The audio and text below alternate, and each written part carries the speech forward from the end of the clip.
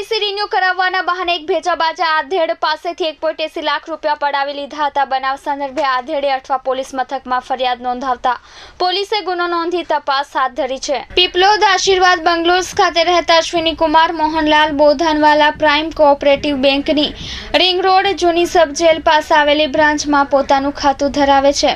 દરમિયાન તેઓને કોઈ અજાણ્યા સમયે ફોન કરી તે મેક્સ લાઈફ ઇન્સ્યોરન્સ ન્યૂ દિલ્હીથી બોલું છું અને તમારી પોલિસીની મુદત ખતમ થઈ ગઈ છે તેમ જણાવી અને તારીખ 30/7/2017 પહેલા પ્રીમિયમ ભરશો તો કંપની જે કમિશન એજન્ટને આપે છે તે 10% કમિશન કંપની તમને આપશે તેમ કહી તેઓને વાતોમાં ભોળવી તેઓના પ્રીમિયમના પૈસા નિફ્ટમાં જમા કરાવવાનું જણાવ્યું હતું અને તેઓના ખાતામાંથી 1.80 લાખ રૂપિયા પડાવી લીધા હતા।